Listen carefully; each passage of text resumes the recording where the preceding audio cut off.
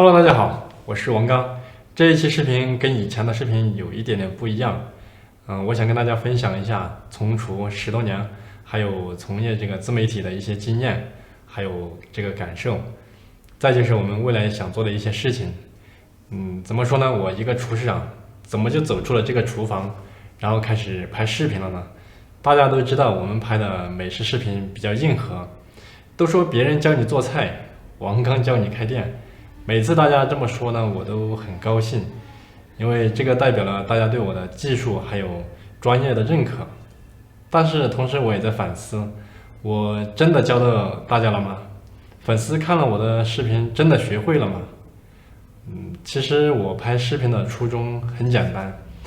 第一呢，就是想让更多人认可我的厨艺；第二就是我做学徒的时候啊，趟了很多坑，也花了很多时间和钱。就是我希望学厨的人可以搞得简单一点，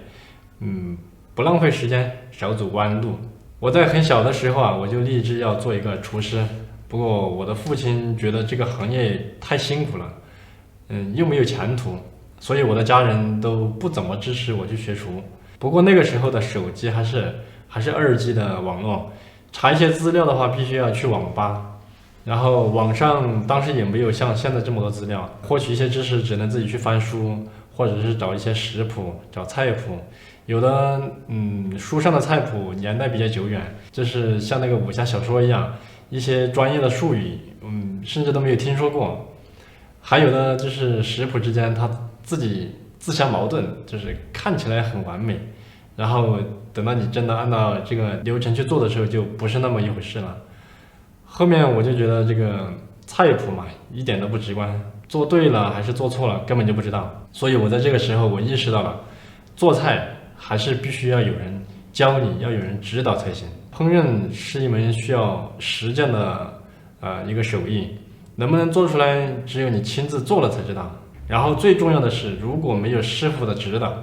它就像那个闭门造车一样嘛，不知道哪里做的好，或者哪里做的不好。应该怎么样去改正？没有人替你指出，你自己很难提高。不过那个时代的厨师啊，在自己的小圈子里面交流，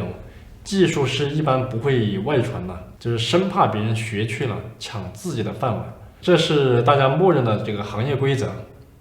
而且想要自己实践提高，还要解决一个很现实的问题，比如说我打个比方说，起锅卤水，实验的话起码要超过2、3次。作为一个学徒来说，这个成本有点太高了，你让他自己去买，不大现实。而且老板也不可能让你用店里面的资源来做这个事情，耽误了工作的话，老板的意见会很大。所以那个时候我自己买了一些厨具，在这个出租屋里面搭建了一些简易的灶台。还有一个就是跟我同时期一起学厨的一部分人，都比较喜欢偷奸夺懒、耍小聪明，跟我这种练手艺的人、学手艺的人比起来，他们更愿意去拍马屁、蒙混过关。然后当时我学徒的话，其实也是有工资的，我把这些钱，买了一些材料，然后回到家里面自己搞实验。然后平时我上班呢比较踏实肯干，师傅他也愿意教我一些真的东西。然后总之呢，这个坎坎坷坷吧。这么多年进入了这个厨艺的大门，现在看起来，如果你说我自己努力也好，运气也好，贵人相助也好，一个没有怎么受过正规训练的人，但是经历了这么多异常丰富的野路子，我这个年轻人，一个小伙子，竟然让我做上了厨师长。没有他们的帮助呢，我觉得就不会有我现在的我，就是包括我的一些师傅、一些同事。其中有一个师傅就是把我领进行业的大门的人，他曾经在珠海市的拱北蓝海餐厅做厨师长，他姓许，我一直都叫他许老师。不过那个时候我没有手机，也没有 QQ， 也没有微信，所以这么多年我都没有办法联系到你。如果你看到这个视频，请你一定要私信我，我一定要当面感谢你把我领进了这个厨师的行业。我做厨师长之后，发现这个行业开始走下坡路，也就是从16年开始吧，15年、16年开始，然后啊，这个越来越多的餐馆开始挣不到钱了。这为什么？因为近年这个物价上涨，很多方面的原因。还有一方面就是愿意来学中餐学徒的人越来越少，他不像我们以前都争着想去学，另一方面呢，越来越多的中坚力量，就好比说像我们这种在这个行业摸爬滚打10多年的，他在转行，就不干这行了。然后又讲回到刚开始我拍视频的时候，很多人都不理解我，反而觉得我拍的视频都不怎么行，圈钱的人才是正轨。我觉得如果这种情况越来越多啊，就不会有新人再进入到这个行业，整个行业它就会一个恶性循环，像一潭死水，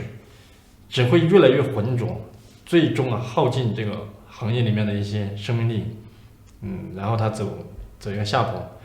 这个当然我做了10多年厨师，我这么爱这行，这个是我最不喜欢看到的，最不希望看到的。所以我经常跟我的同事说啊，你不要吝啬把自己学的东西教给别人，别想着什么都想着以挣钱为第一目的，有些东西比挣钱更加重要。我在拍视频的时候，第一个视频，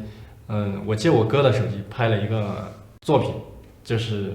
教你用蓑衣刀法切成一个盘龙茄子。这个技巧对摆盘有很大的帮助，它能够使一个很普通的一个茄子做的精致美观。然后没有想到这个作品还挺受大家欢迎的，我到现在还记得这个作品发出去的那一天，我就一直在看着这个阅读量还有这个评论，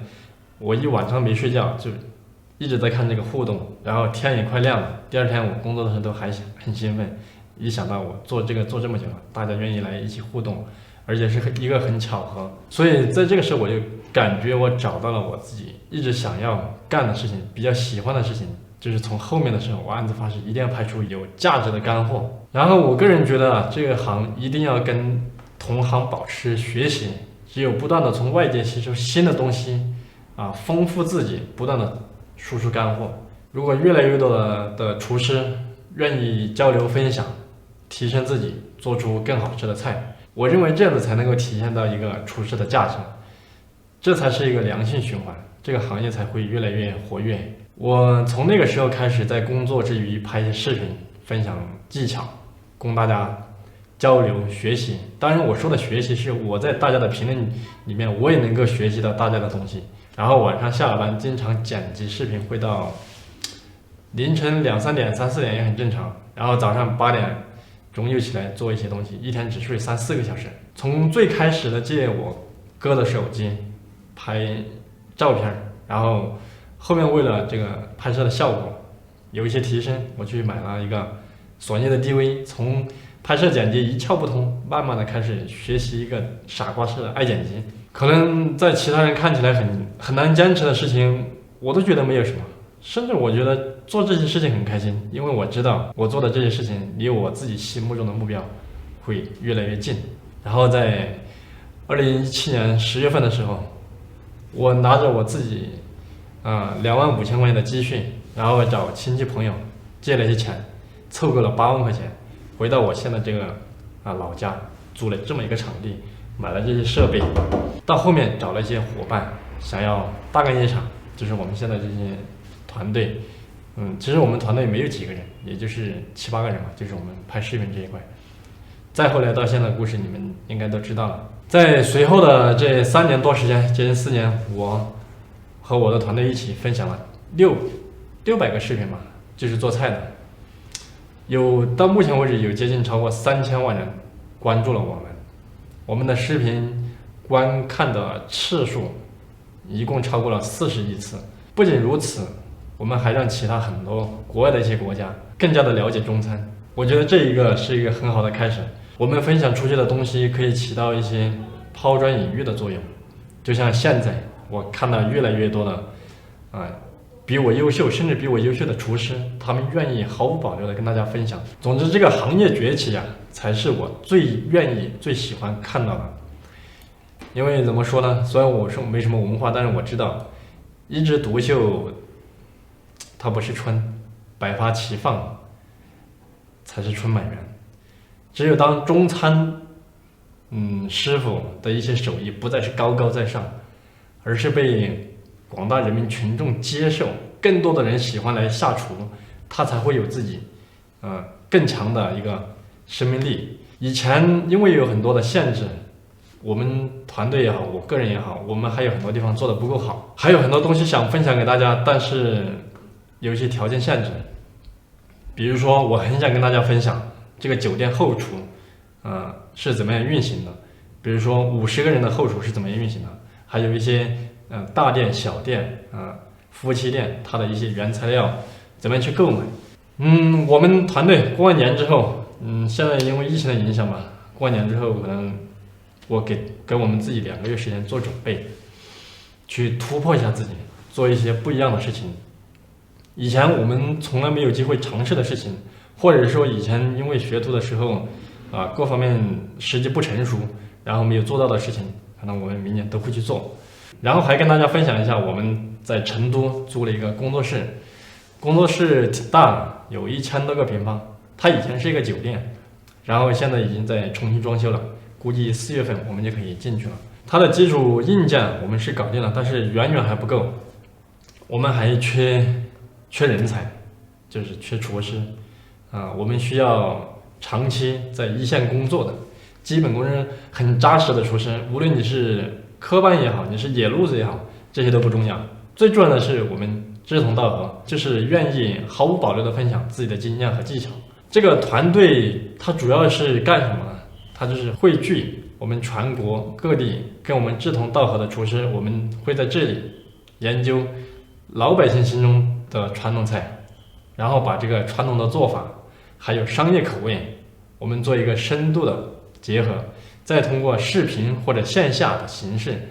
跟大家分享含金量更高的一些教学，希望为这个行业贡献出一份微薄的力量。我不知道这样子做会不会做出什么成绩，但是我相信只要做了，总比没有做好。反正我现在也很年轻，我们团队是吧？人都年纪都不大，都只有30出头。我有信心带着他们一起把这事情干好。好了，本期视频到这里，拜拜。